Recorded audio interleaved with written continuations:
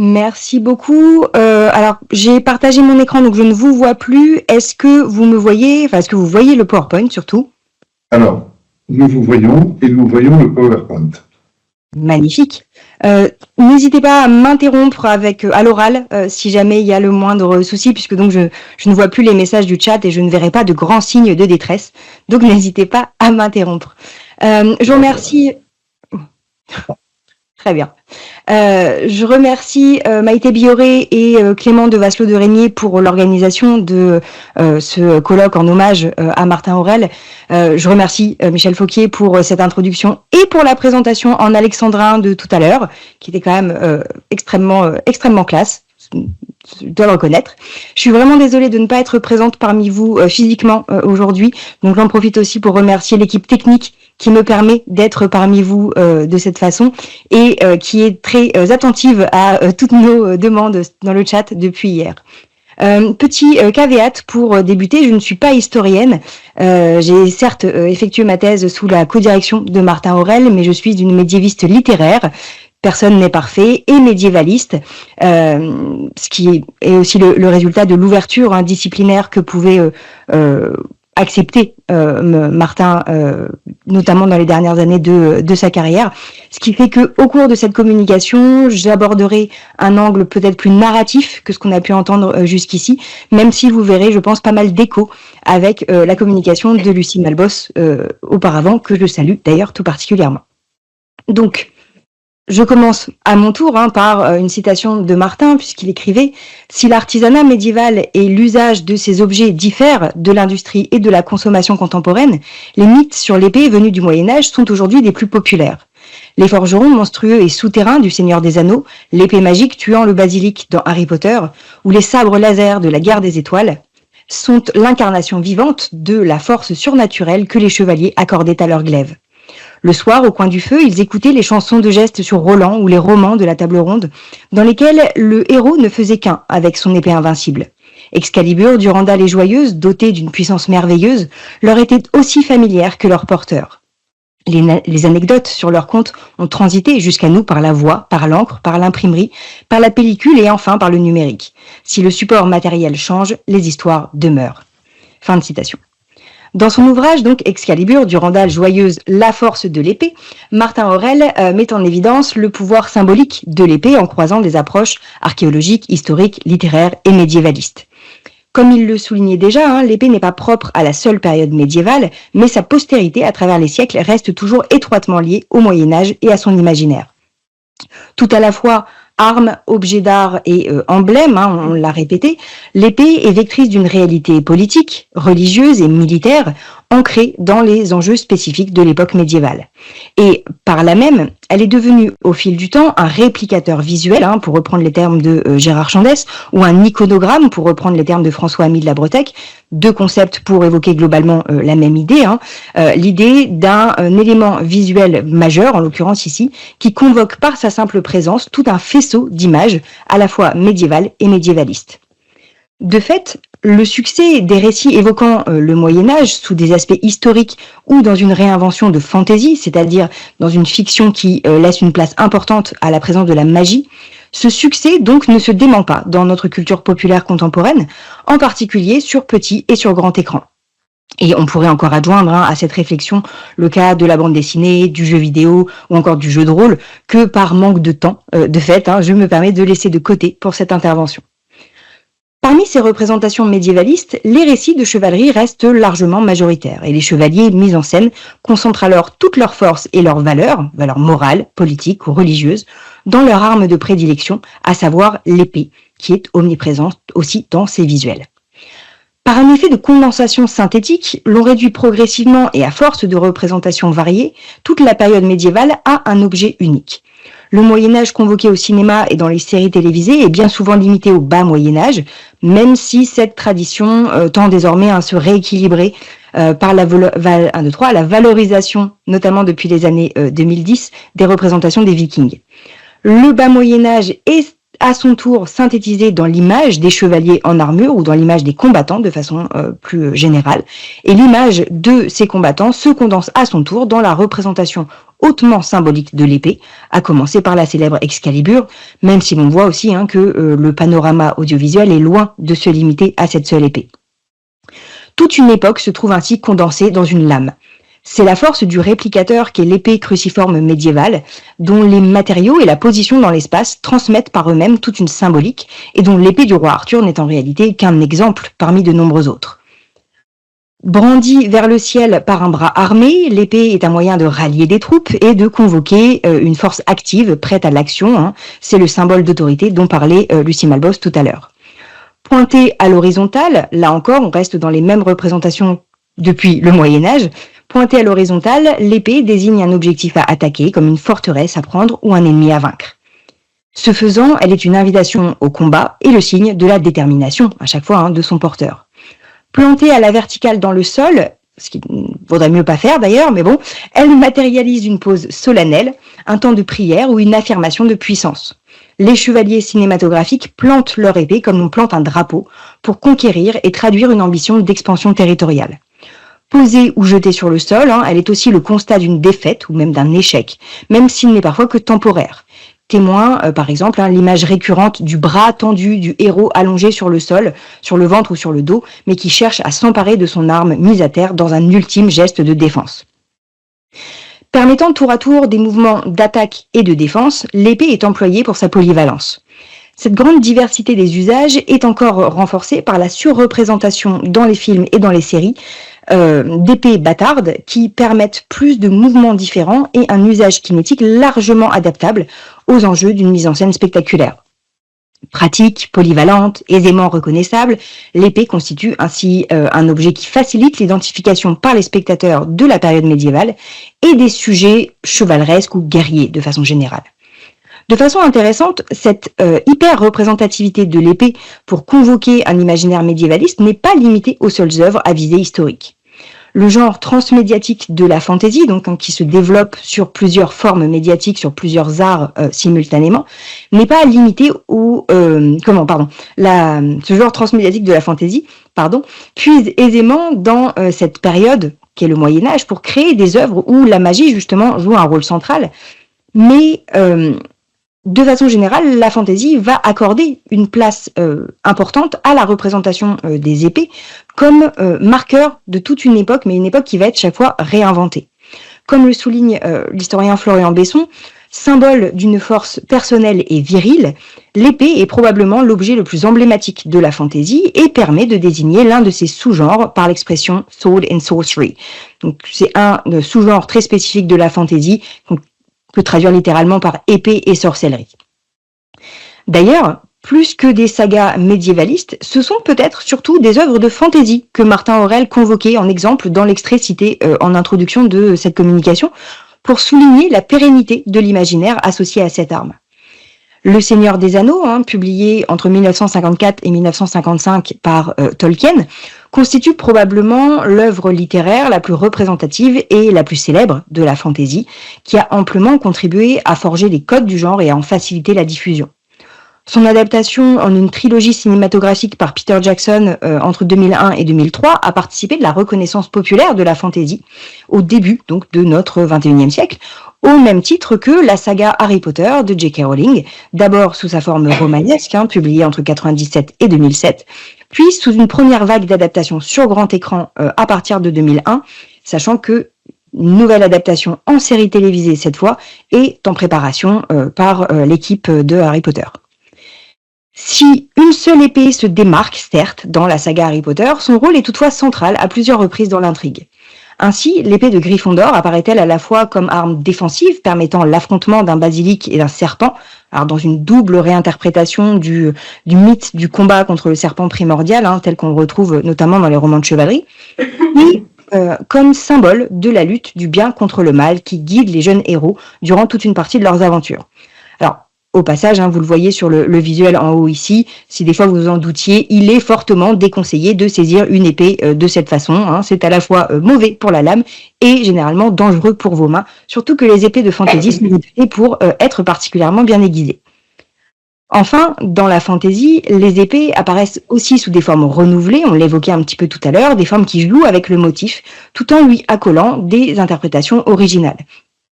Ce sont ainsi des épées lumineuses détournées, empreintes d'une technologie nouvelle et qui actualisent l'image du chevalier qui caractérise la saga de science fantasy Star Wars, créée par George Lucas et dont le premier opus cinématographique, La Guerre des Étoiles, en 1977, faisait découvrir aux spectateurs les sabres laser. Ces 3 sagas transmédiatiques en langue anglaise font partie des plus populaires de la culture contemporaine et ont contribué à forger dans l'esprit des lecteurs et des spectateurs l'association étroite entre l'image de l'épée et la fantaisie d'inspiration médiévaliste. On y retrouve à chaque fois le caractère pratique et polyvalent d'une arme à la fois défensive et offensive, à forte teneur symbolique et aisément reconnaissable par une forme similaire, malgré un grand nombre de variations esthétiques. Longueur, courbure, technique de forge, matériaux également, puisque on trouve des épées en argent dans Harry Potter, comme dans The Witcher d'Andrzej Sapkowski par exemple. Et dans le cas des sabres laser que l'on aperçoit ici, on peut encore ajouter des variations de couleurs pour apporter encore un petit peu plus de diversité dans ce type d'usage de l'épée. En effet, la dimension profondément transmédiatique de la fantaisie permet de mettre l'accent sur une caractéristique essentielle de l'épée médiévaliste qui réside dans son apparence plus que dans son usage.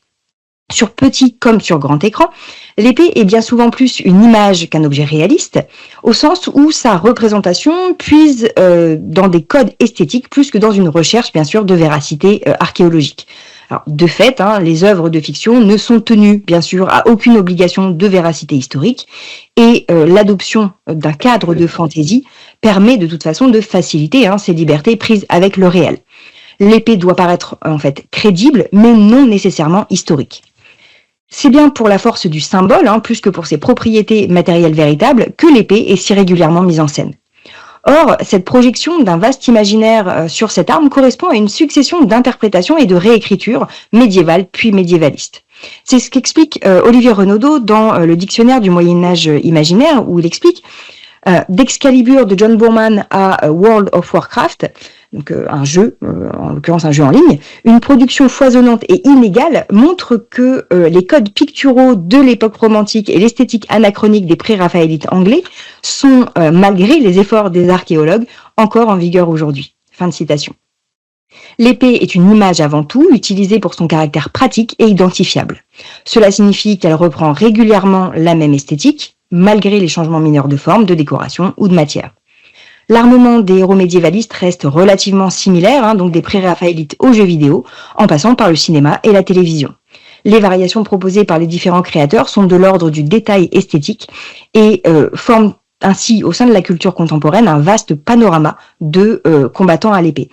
Je mets de côté pour les besoins de cette communication les représentations techniques des combats et notamment l'esthétique martiale qui, elles, ont quand même beaucoup évolué au cours des 50 ou 70 dernières années, notamment dans l'audiovisuel. L'essentiel des variations esthétiques apportées à l'image de l'épée vise surtout à l'adapter au héros qui la brandit. L'épée est ainsi un double de son porteur qui traduit matériellement ses caractéristiques physiques et les valeurs qu'il défend. L'épée peut ainsi porter le blason ou les emblèmes représentatifs d'une maison, d'un royaume ou d'une faction. C'est notamment le cas dans le film Warcraft, diffusé en 2016 et réalisé par Duncan Jones, adapté du jeu de rôle en ligne World of Warcraft. L'épée Stormwind, arme de prédilection d'Anduin Lothar, est ornée sur sa garde et sa poignée d'écailles, rappelant à la fois la peau d'un dragon et les protections d'une armure de plate, en écho au rôle défensif de l'arme et de son porteur. Du pommeau à la garde, cette épée inclut des pierres bleues et des dorures, reprenant les couleurs de l'Alliance pour laquelle combat Lothar. La même logique est déjà adoptée dans l'esthétique des épées brandies par les héros du Seigneur des Anneaux tels qu'ils apparaissent dans la trilogie cinématographique de Peter Jackson. Les membres combattants de la famille royale du Rohan, par exemple, ont tous des épées dont l'image même convoque un héritage commun. Comme le Rohan est un territoire connu pour ses cavaliers et pour le dressage de chevaux d'exception, les épées du roi Théoden, de son fils et de ses neveux et nièces représentent toutes des chevaux, généralement avec 2 têtes symétriques dans une forme de fer à cheval à la place de la garde. On voit ici qu'il y a véritablement une filiation dans les épées, c'est-à-dire que les épées traduisent visuellement la filiation entre les différents membres de la famille. Et si vous voyez ici les épées qui apparaissent sur la droite de l'image, on voit qu'on a simplement une variation de couleur, puisqu'on est sur une relation entre frères et sœurs ici. Donc les épées traduisent cette proximité aussi des personnages. Les mêmes renvois à cet animal, le cheval, sont adoptés dans la série Le Seigneur des Anneaux, les Anneaux de pouvoir, diffusée depuis 2022, et servent à établir une filiation entre deux œuvres cette fois. Le pommeau des épées des soldats de Númenor, une île fictive dont l'histoire est étroitement liée à l'eau, représente une tête de cheval blanche dans un style antique et épuré, ornée d'une crinière dorée. L'association du cheval et de la mer convoque plus ou moins directement dans l'esthétique la figure mythologique de Poséidon et rappelle que l'identité de Númenor est intrinsèquement construite sur l'exploration maritime comme sur l'élevage de chevaux, et j'ai envie de dire dans une moindre mesure sur l'élevage de moutons, mais bizarrement cela n'apparaît pas dans l'épée. Le choix de cette représentation insiste ainsi sur la construction d'une tradition propre à Númenor, ainsi que sur l'histoire plus globale des civilisations dépeintes dans la série télévisée. Les matériaux adoptés par l'alliance des teintes blanches et dorées traduisent la pureté revendiquée par l'île ainsi que sa richesse. On retrouve une image stéréotypée et largement fausse, bien sûr, associée à la représentation de l'Antiquité, dans la blancheur immaculée des statues et le côté lumineux associé à l'époque. Je renvoie notamment aux travaux en cours des membres de l'ANR PASSIM sur la représentation des imaginaires temporels et qui travaillent entre autres sur ces questions. Ici, la forme du pommeau et l'écho à l'image de Poséidon ancrent Númenor dans une esthétique qu'on qualifiera d'anticaliste, c'est-à-dire comme le médiévalisme renvoie à des représentations du Moyen-Âge, l'anticalisme renvoie à des représentations de l'Antiquité. Or, de fait, dans l'histoire telle qu'elle est décrite par Tolkien dans le Silmarillion et dans ses contes et légendes inachevés, l'île légendaire de Númenor renvoie à un passé des héros de la guerre de l'anneau. Lorsque l'île de Númenor est finalement engloutie sous les eaux, sur le modèle de l'Atlantide, seuls quelques rescapés parviennent jusqu'en Terre du Milieu, où ils construisent peu à peu les royaumes de Gondor et d'Arnor. Le pommeau des épées núménoréennes, par sa forme de tête de cheval et par le choix des couleurs et des matériaux, convoque en lui-même tout cet héritage et annonce par la même occasion la suite de l'histoire. Donc là où les films Le Seigneur des Anneaux font très majoritairement appel à une esthétique médiévaliste, décrivant donc une forme de Moyen-Âge réinventé, la série Les Anneaux de pouvoir, située bien avant dans la chronologie diégétique, correspond plus à une esthétique anticaliste. La série a beau être développée plus de 20 ans après la trilogie cinématographique de Peter Jackson, elle propose de reconstruire une chronologie suivie, en faisant se succéder donc une image de l'Antiquité dans la série et une image du Moyen-Âge dans les films, ce que les épées traduisent parfaitement. Pour les créateurs de la série, c'est bien sûr aussi l'occasion de revendiquer une filiation entre leur œuvre et la trilogie à succès de Peter Jackson. Par son image plus encore que par son usage, l'épée de fantasy médiévaliste construit un récit collectif et participe donc de la narration. Elle peut ainsi être interprétée selon une lecture héraldique, le plus souvent par le travail d'ornementation sur la garde, sur la poignée et surtout sur le pommeau de l'épée, c'est-à-dire donc les parties les plus proches du porteur. Les symboles sont les plus présents au niveau donc de la main du chevalier ou du héros de façon générale, ce qui permet ainsi une identification précise de chaque épée, malgré un caractère parfois assez interchangeable des lames elles-mêmes. Je rentre pas trop dans les détails, mais globalement on va avoir surtout des variations sur la poignée et la garde. On a quelques gravures généralement qui apparaissent sur les épées, mais finalement c'est relativement secondaire dans cette identification des lames. Dans la série Game of Thrones, par exemple, diffusée entre 2011 et 2019, l'épée en acier valérien, un acier fictif, qui ressemble à système de Damas globalement, cette épée donc nommée Grand Griffe est constituée d'un pommeau à tête d'ours, meuble central du blason de la maison Mormont, à qui l'arme appartient initialement. Lorsque l'épée est offerte à Jon Snow, l'une des principales figures héroïques de la série, le pommeau est retaillé pour représenter un loup, animal de compagnie de Jon et meuble de la maison Stark à laquelle il appartient. L'épée comporte ici sa propre histoire et traduit de fait les alliances et les échanges entre de grandes familles nobles, mais aussi l'évolution individuelle de ses porteurs successifs. En prenant en main l'épée des Mormont et en s'appropriant cet héritage symbolique et martial, Jon Snow gagne en prestige. Il n'est plus un personnage parmi d'autres dans la série Game of Thrones, il devient un héros médiévaliste connu et reconnu par son arme clairement identifiable, laquelle possède un nom, une histoire qui inscrivent le héros dans une prestigieuse lignée.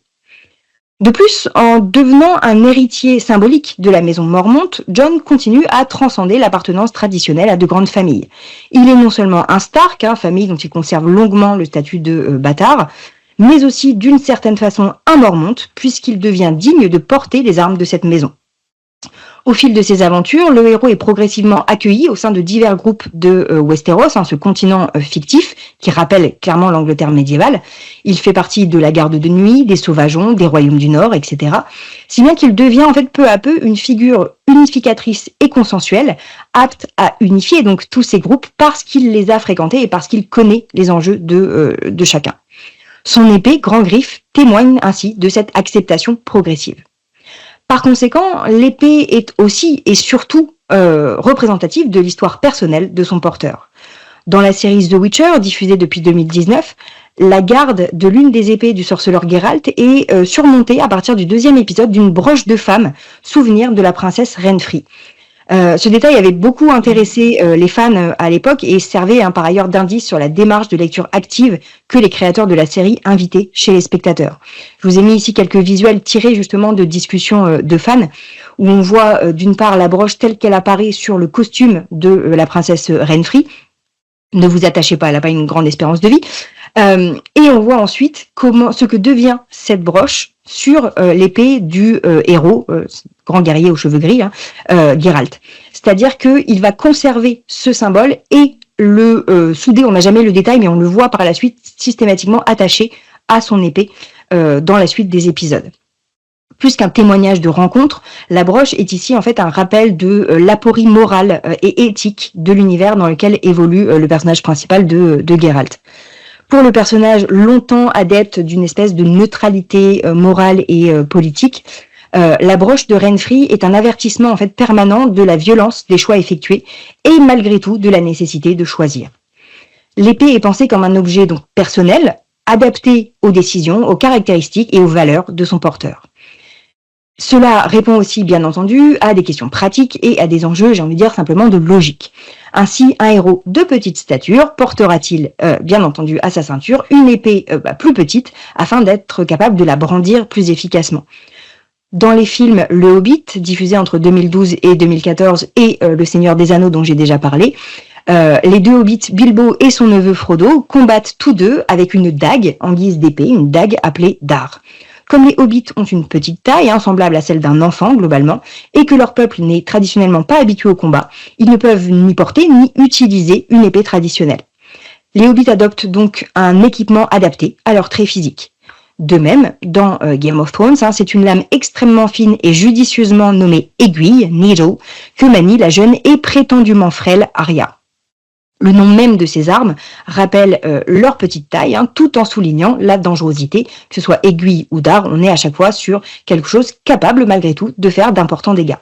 Et de fait, chaque fois, la taille de la lame comme la taille de son porteur, et j'ai envie de dire, n'ont en effet que peu d'incidence sur l'issue des combats.